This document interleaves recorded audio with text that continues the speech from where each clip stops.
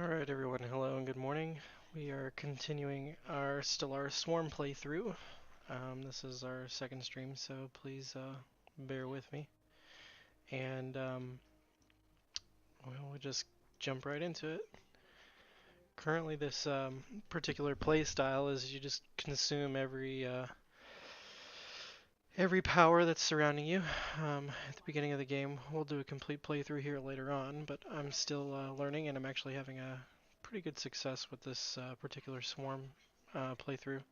Um, you can set the actual shape of the galaxy and whatever. This one particular here is a big donut, each different color, and kind of puzzle piece looking territory here is a different power that we're going to play against.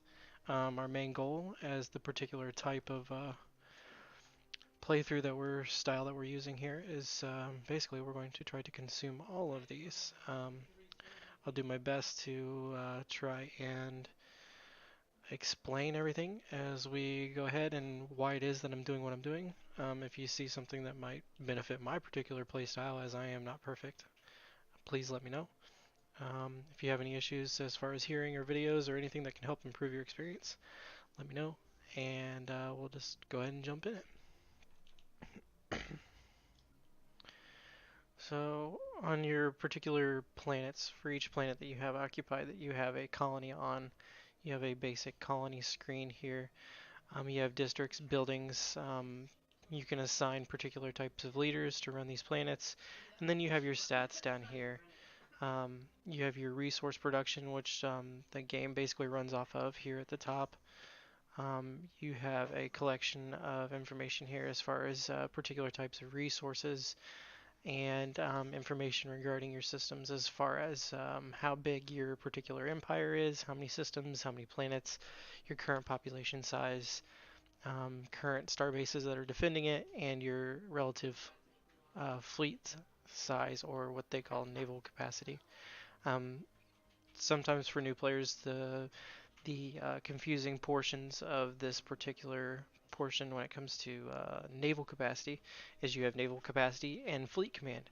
Naval capacity is the total number of ships that you're able to have in your navy, and when you go to a fleet like we have here, down right here in these yellow numbers just above your action buttons here, you have a particular number of 140. This is considered your fleet size, not naval capacity, meaning you can command up to 140 ships or ships that are worth up to 140 points, um, and per fleet. Therefore, if we had two full fleets, we'd have 280. And as we can see here, our naval capacity is currently 257, so we'd be exceeding our naval capacity. While that is something you can exceed naval capacity, you cannot exceed fleet capacity. As you exceed certain things such as star bases, naval capacity, your administrative cap here for your empire sprawl, things start to cost more. So they cost more to upkeep, and things like that. So without overwhelming and getting away from a tangent, we'll just go ahead and start playing.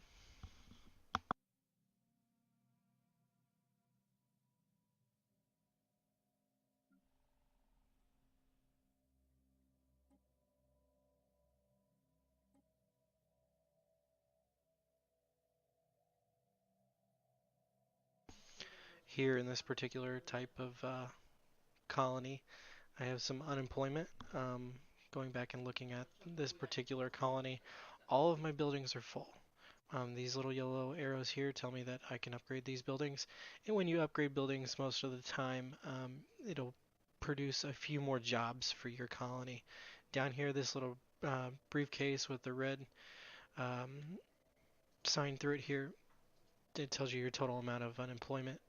What I didn't learn until this particular playthrough is that you can actually move your unemployed people to a colony that actually needs people to work.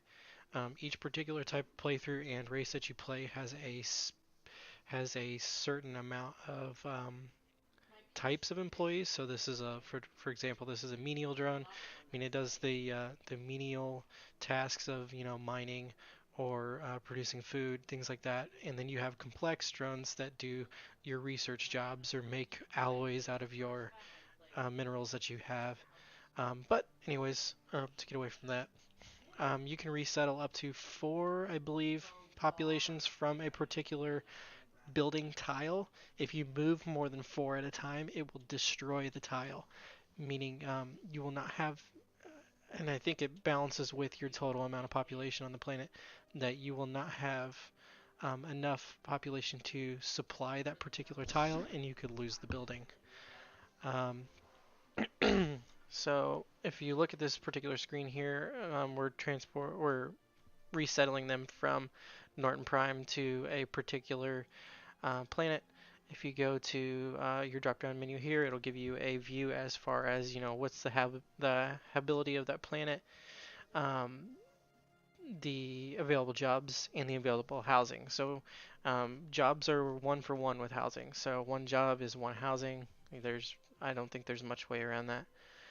So I have 2 menial drones here that are unemployed, so I'm going to move 2 populations to a particular colony that has 2 or more, so that I can either fill up that colony or I can allow that particular colony that's not finished growing some extra space rather than fill it up with 2 menial drones that are going to probably not have a menial task there to do. So I'm going to move this to this particular planet here, and we will go from there. There's a little bit of a resettlement cost, about 100 energy each time that you do this. You can train and gather certain modifiers throughout your playthrough that will allow this to be cheaper.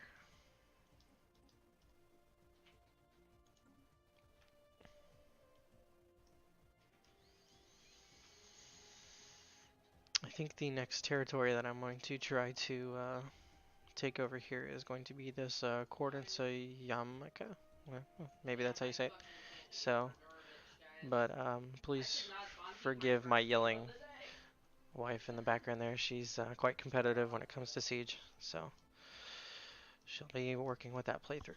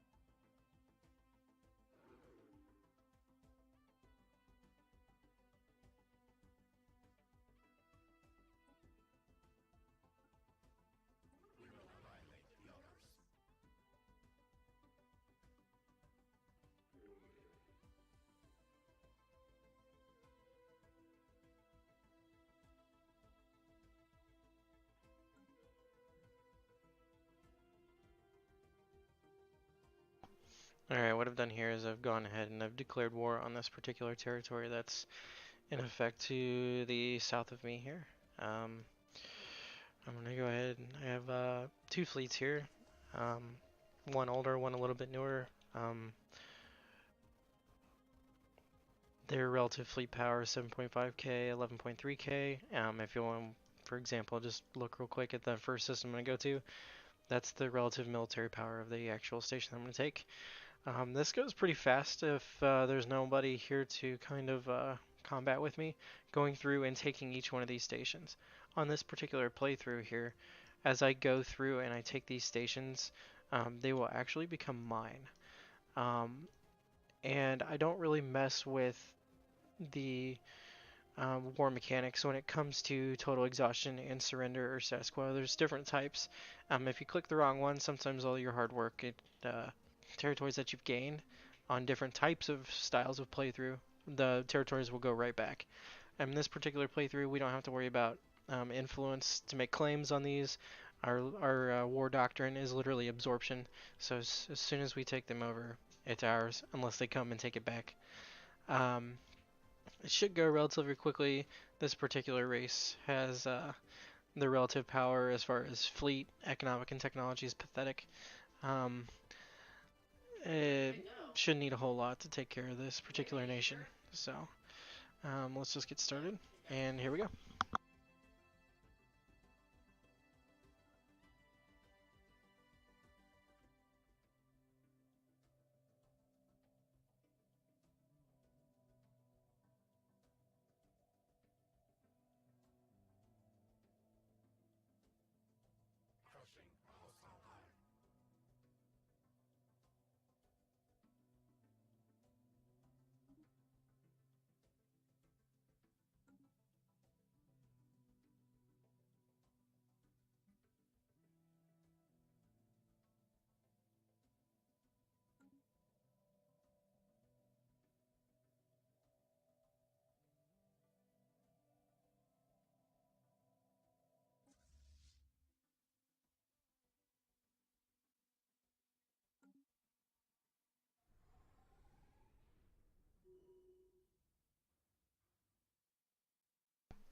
Alright, and just as easy as that, we've conquered our first system. Down here on the bottom is this little meter here. It'll each have your race icon that you've picked when you started the game. Both start at 0%. This is your war exhaustion. When you reach 100%, you're more likely to force the other party um, into surrendering. The big thing to do with that is don't lose ships. So retreat, be smart. If the war costs a lot, or there's a lot of particular types of space battles, or you lose stations or planets, that'll increase that exponentially. So you got to be smart when you're kind of coming through here. I am not perfect, so I make a lot of mistakes, and oftentimes I beat them to 100% or exhaustion, and I just kind of fight through it. So, and we'll just keep moving on to our systems here. I'll try to get in on the space battles. I think they're kind of cool, just so everybody can get a kind of look at it. So I try to play from the map view just so that I can get kind of a overview of where I want to go to next. Each system kind of looks the same. There's nothing too major. If there's something different along the way, I'll try to remember to explain that.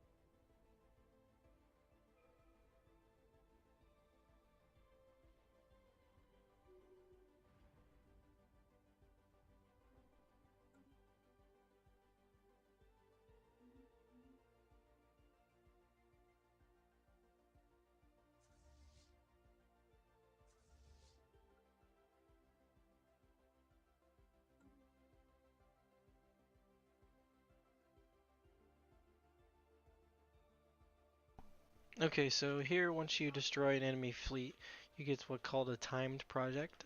To research timed projects, you need science ships. Each science ship has a science leader in it. You can build them at your regular shipyards on your colonies. And when I'm not using my science ships, I just have them orbit my colonies and assist in research. Gives you a couple extra points to your research modifier, so to speed things along. But when I do need them, since this is a timed project, it's 1800 days, which is quite a while to get there. But sometimes if your empire is pretty large, it's hard to get there in time. But if we go and we research these, it says it's approximately 90 days. If you have it on regular time, the day ticks by about 1 day a second. So once we get here, it'll be about 90 seconds for it to figure out what the research composes of, and if they what it does is if they have um, any types of weapons, any types of armor, or types of ships that we haven't researched yet. It gives you a percentage towards that research so that when that topic comes up for you to research, it's a little bit faster. So there's a little bit of an incentive there to research your space battle debris so that you can speed along your research process.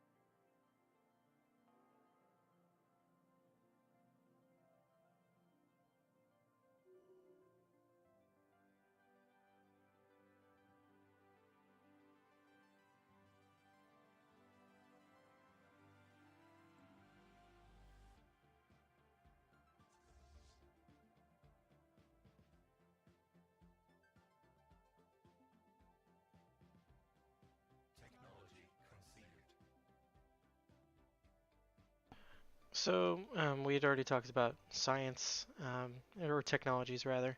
Um, so we'll just go ahead and jump into it since I have the icon here. You can research technologies to further, improve your colony. You kind of evolve over time. Um, so basically, here's your technology screen. You have three different types. You have physics, society, and engineering. Each one you can click to select a research, and it gives you a cost here in the top right hand corner. It'll explain why that cost is so high. Like right now, my Empire Sprawl is 47.7% over my administrative cap, so this is one of those things that costs more. Um, while we're going through here, once I get to a particular point in the game where I'm pretty stable, whereas all my minerals are in the positive, I have a large amount of these minerals, I try to go back through and eliminate some of these lower cost types of technologies just so that because you get a particular amount of choices to choose from, and this is a very large technology tree. There's a bunch out there on the internet that you could go through that will lead you and explain to you, why these are the ones that are popping up for you now. But I like to eliminate some of these things because it gives me a better choice in the future that I might actually need. So, well, for example, if I was hurting for food, or I needed just a little bit more boost of food to be comfortable, I could do this nano vitality crops. Gives me a 10% bonus onto my entire production of food across my empire. That's a pretty big bump. Um, but for right now, since this command matrix costs less, I'm going to go ahead and research that and get that out of the way so that I can hopefully get a different type of um, technology to research in the future. Once you go ahead and you can select this, say that's not the one you wanted to select, you can go back to this little, uh, looks like a refresh button to me. Go back and select one that you wanted to research. You can do that at any time, and it'll just pause the research where it left. Um, as far as understanding the cost of these particular types of research, up here underneath this microscope, it gives you the breakdown of what particular type of research you have, depending on whether it's physics, society, or engineering. So you can expect once a month to get 625 society research. So basically it does the math for you. It breaks it down and divides the 17,364 by 625, and it comes up with 22 months. You can increase that by building research research buildings on your colonies, or taking over these particular systems and building stations next to these particular types of research stations that they have in each system. That's what these particular like a diamond is for minerals, and this little atom here is for physics research. This little globe is for society, and um, the engineering gear or cog here is for engineering research. To get access to these, you have to own the system first, so you have to build a starbase into it first, and then once you're done with that, you can build stations onto this, and that will just cost you just a little bit of minerals. But that's the entire point of expanding, is to get more of this to support a larger empire.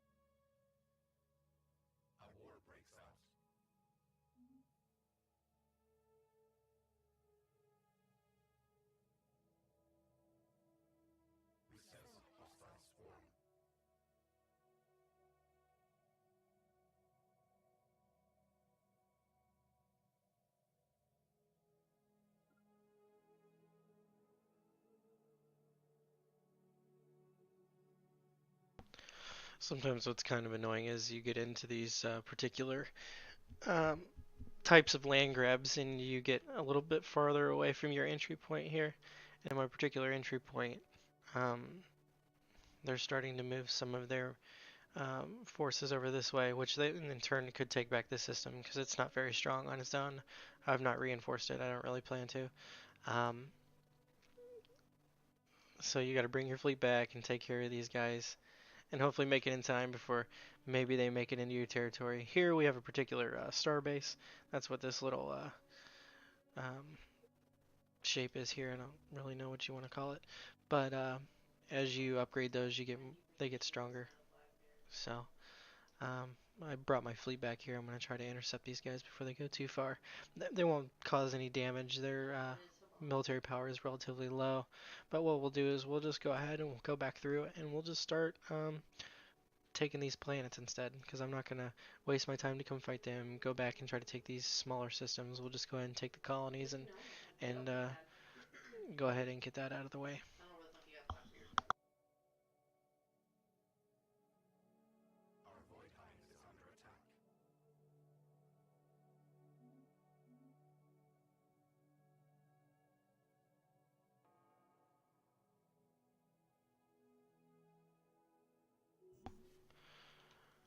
Alright, so up here, that little target that you saw was a fleet action. You click on it, it'll take you immediately to the battle. It gives you a breakdown of, what's fighting, who's causing what damage, the likeliness to win is what the status bar is. If your color comes all the way over the red, obviously you win. The other notifications, you get all your notifications up here. They're all kind of timed. If you forget to dismiss them, they'll blink and then they'll go away. Unless they have this particular orange box around them, they tend to stay. This is letting me know that here on my energy, I've exceeded the total amount that I have stored. And so when that happens, I go through and I look at my strategic resources, so the volatile emotes, exotic gases, rare crystals, living metal, zero, dark matter, and nanites. If I'm using those or I'm in negative, or I feel like I can get a little bit higher with those, because I don't think those have a cap. Um, then I'll just go ahead and spend some of that energy on it. I won't spend a lot just in case things go south. But as you upgrade buildings and you upgrade your ships, you'll start needing to have these particular emotes either monthly or just at the time of construction. Um, and being negative with these is a real big pain in the butt. So you definitely want to get ahead and try to bank these as much as you can.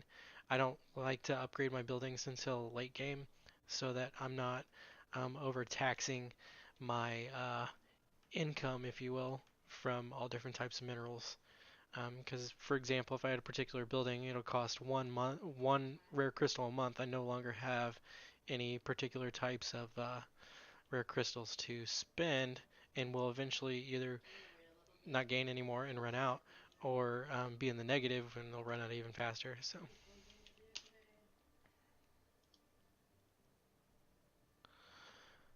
this particular screen here is the market.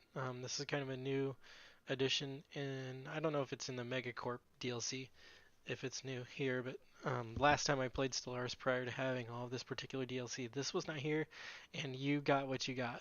If it wasn't working out for you and you were in the negatives, you were in the negatives.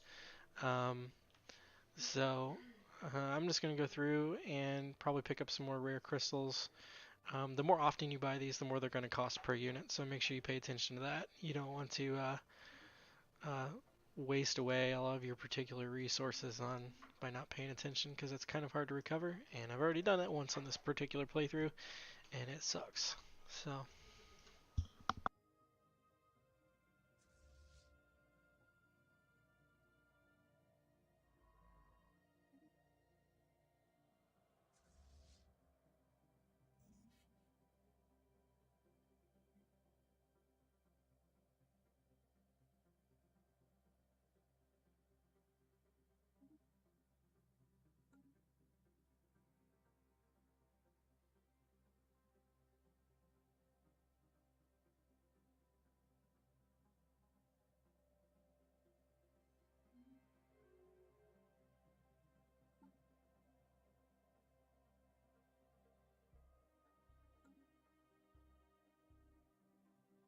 Technology conceived.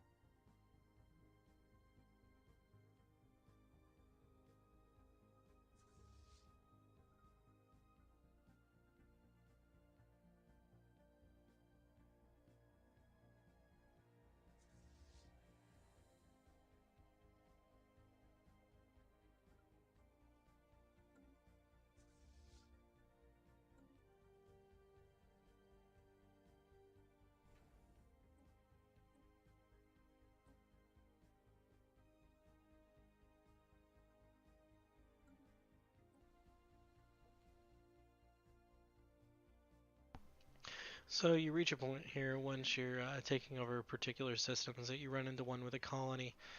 In order to take over a colony, um, you need to land your own transport or armies onto this particular type of planet. They cost a lot to keep, um, just sitting around waiting for you to do your next war. So whenever I'm not using them, I get rid of them. Um, it's not that big of a deal. You don't use them a lot. Some people probably do play a little differently than I do. But you can go through here, and as you research new technologies or other things become available, you can get different armies to choose from. This clone and xenomorph army are actually new, so I'm just kind of checking out the damages here. 2.7 to 5.4. Their base upkeep is 0.75 energy, so that means each one that I have is 0.75 energy a month. If I go on down to Xenomorph Army, that's 2, and that's actually double of what the base army that you're given, but the damage is so much higher. If I were actually landing these guys without orbitally bombarding with my spaceships around the particular type of colony, then I would probably throw these guys down there just so that, they can handle the problem and move on to the next planet without taking too much damage. Um, but in this particular case, I'm going to bombard it because this particular type of playthrough with Swarm, they eliminate anybody that's on the population. They purge everyone so that they replace it with themselves. Um, so I'll just make a small little army to come in after I've decimated the entire colony, land them without any contest, and move on to the next planet.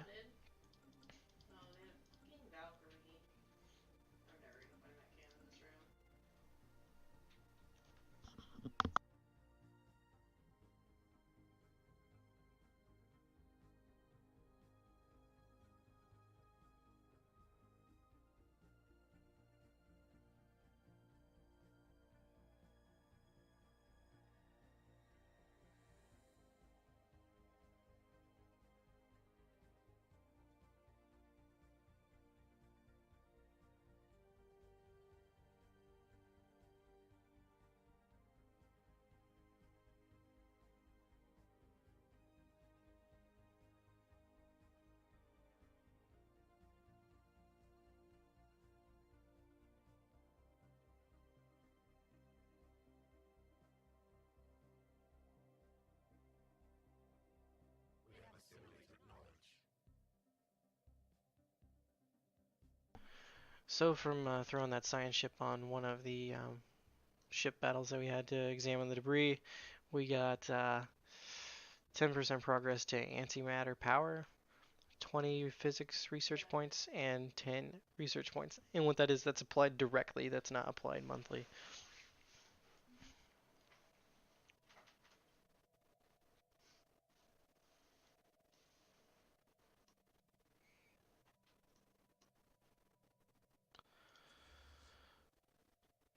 Another thing you see me doing, I like to pause every time that there's a notification. It's actually kind of convenient that the default pause button is the spacebar. So every time I have a notification or I'm going to stop and do something or, take my time on deciding what it is I'm going to do, and a little pause button happen up here, and make sure that I don't miss anything crucial, and just move on about the game.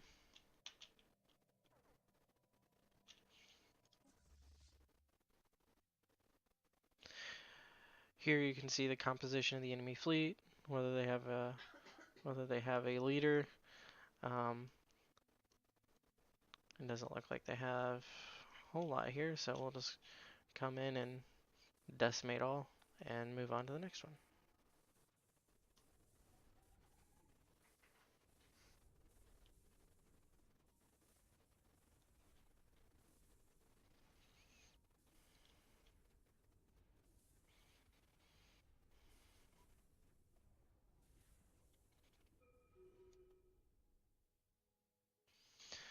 Alright, I'm gonna pause it again.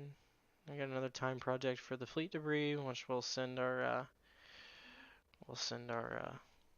science ship that's just up here, over here to check it out. Right click the exclamation point, research projects in the system, do the top X. I guess it doesn't matter. These will do both. If you select more than one ship, like for example this particular fleet, the bottom X here does, the bottom X um, moves it to where I only have one fleet. The other thing I wanted to show was if you wanted to get rid of this fleet entirely, you could click the disband button. It'll tell you yes or no, and it disbands everyone, including the leader that's in that fleet. The leader goes back to the leader pool, and you can assign him to another fleet later.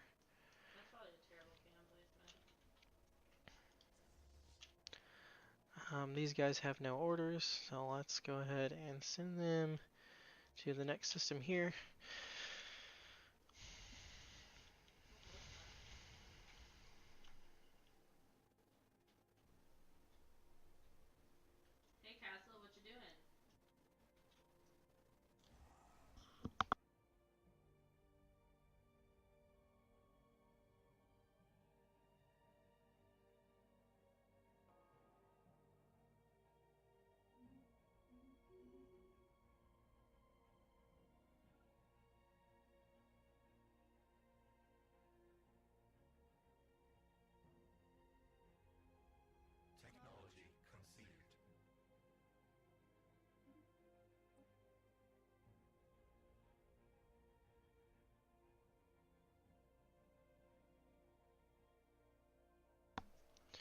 Um, I like to. This is my particular play style, but I like to get the research bonuses out of the way as fast as I can. So anything that does mineral or energy production, not so much food, but in any type of research boost that it's going to give me, I like to go ahead and do that because the faster you can research things, the faster the game goes. If you can beat an AI to a certain technology, you kind of have the upper hand. Um, I've found in my last two playthroughs, I don't know if it's always true, but if you expand fast and build a fleet quickly, um, and you go ahead and go for the earliest land grab, you're normally the one that's on top for a little bit. Um,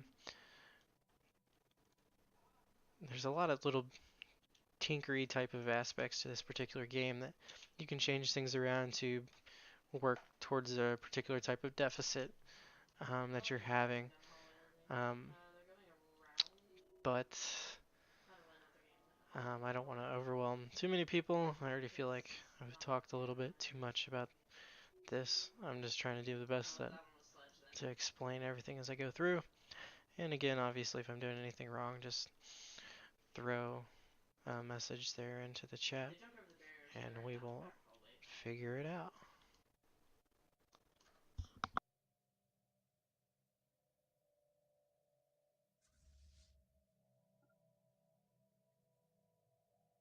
We have assimilated knowledge.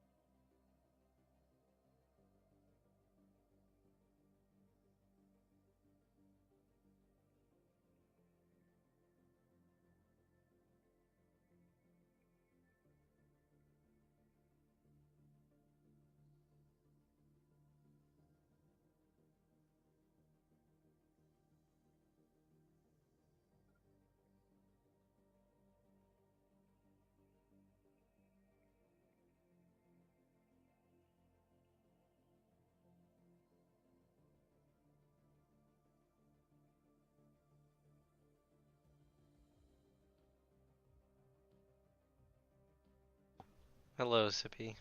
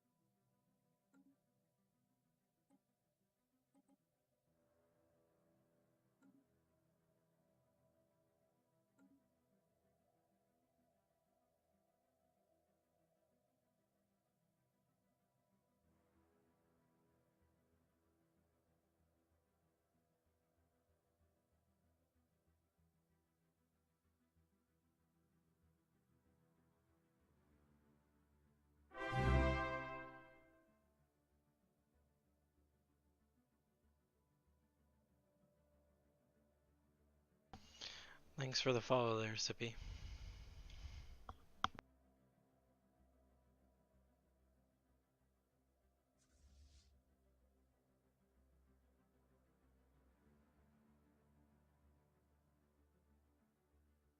We sense a hostile swarm.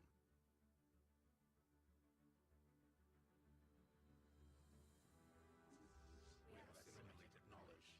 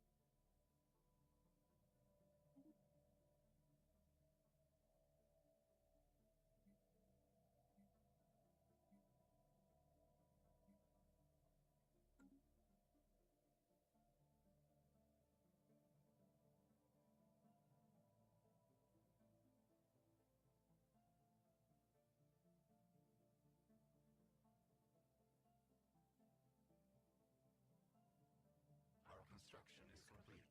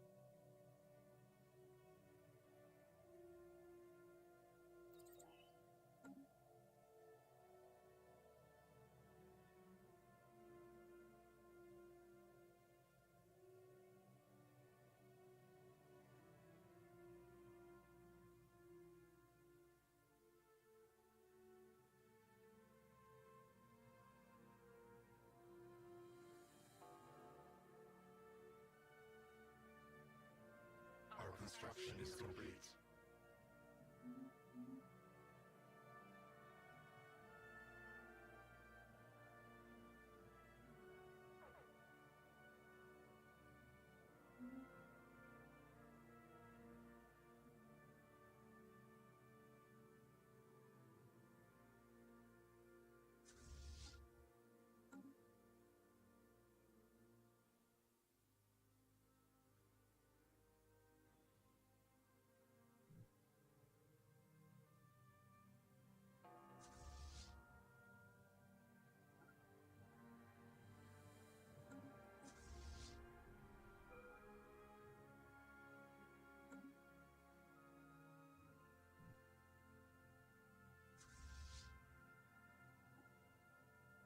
Our construction is complete.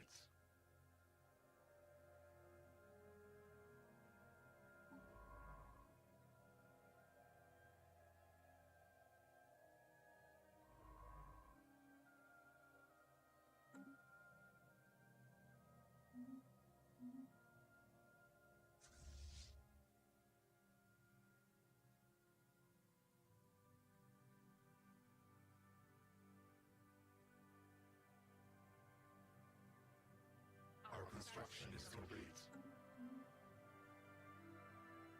Technology conceived.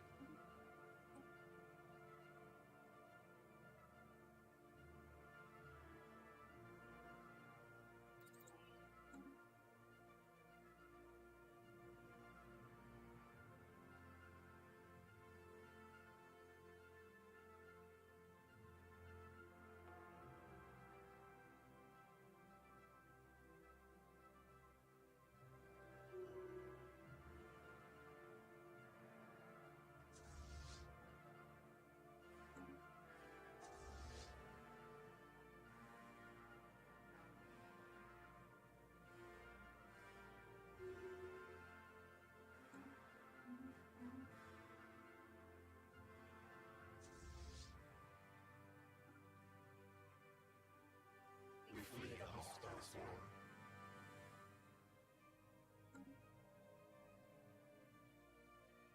Technology conceived.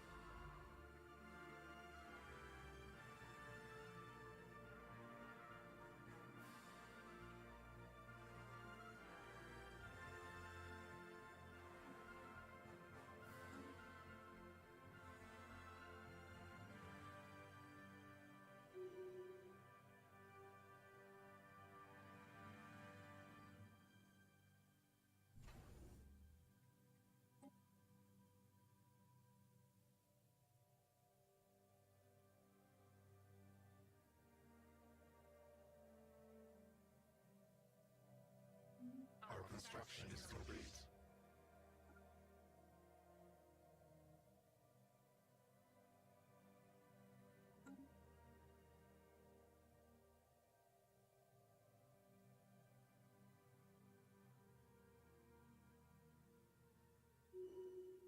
Technology conceived.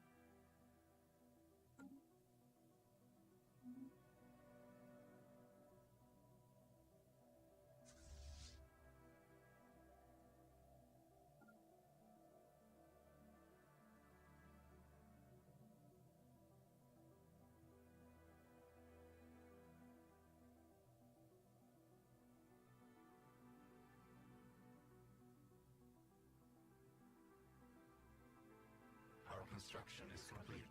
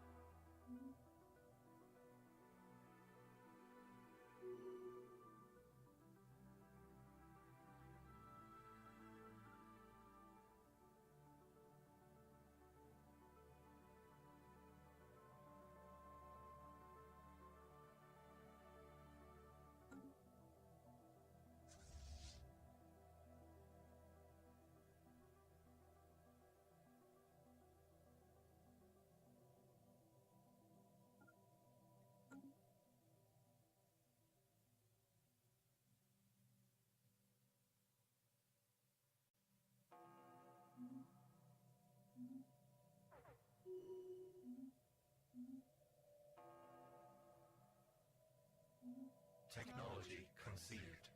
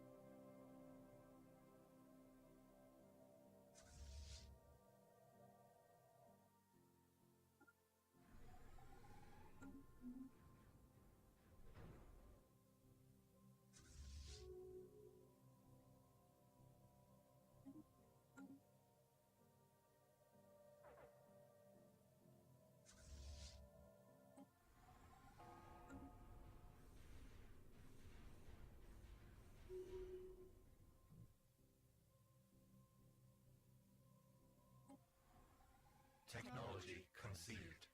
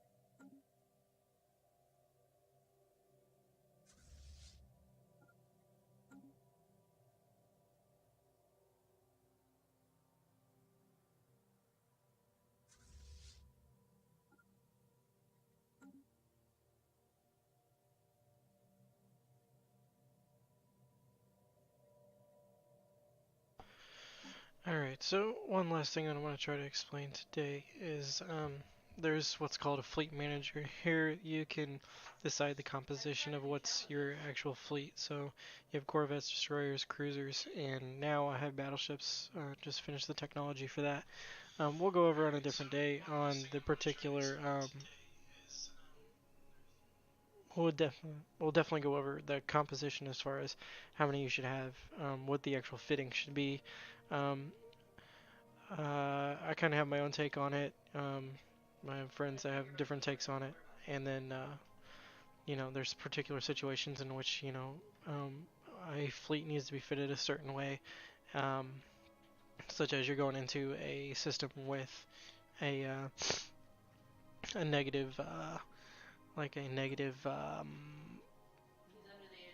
I can't think of the word right now. Um, Basically, you go into a system that has a negative impact on your shields, like for 100%. So basically, if you have a ship that's fitted just for shields, your ship is just down in the hull rating. It's going to get popped pretty easy. Um, so we'll go over that on a different day. But in this particular fleet manager, if you have fleets that are out and about, like I've had, and they are fighting and they're losing ships. I haven't lost any. And the Devastating Swarm fleet here was kind of an older fleet. I wasn't going to pay to upgrade it, so I'm just kind of letting it die out, but it's not dying.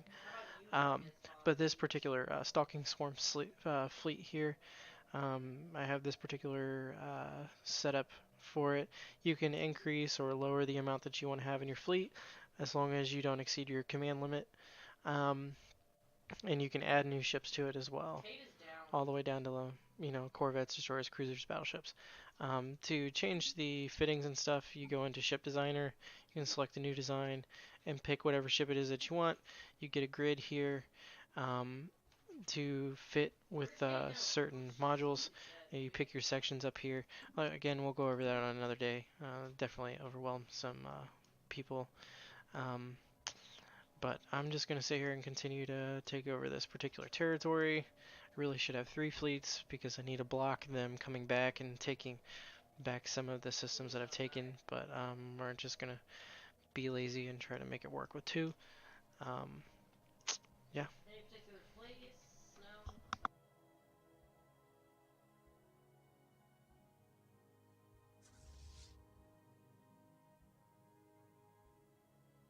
Technology conceived.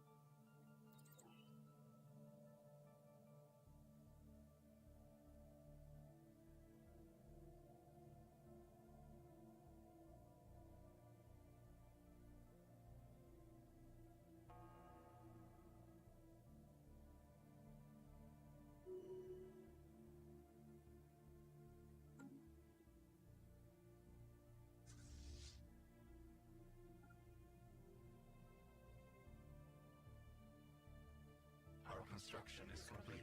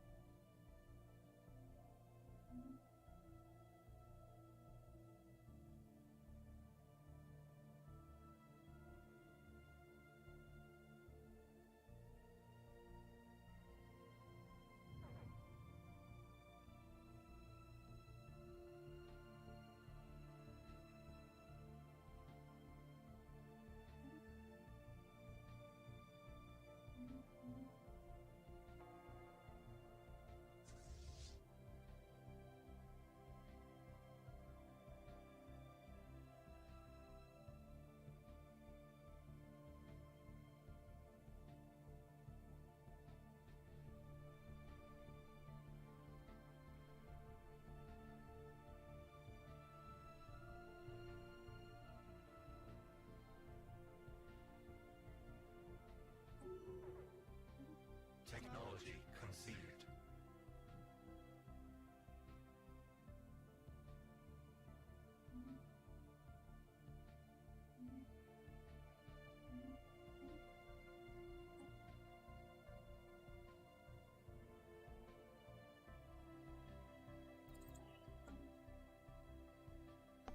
Okay, so what we just saw there was we found an NPC that's actually quite strong.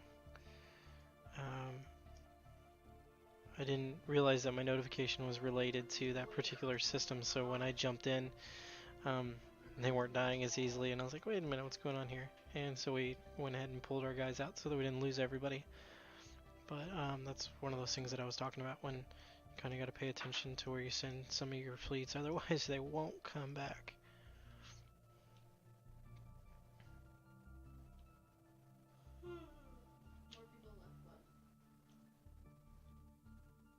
Our construction is complete.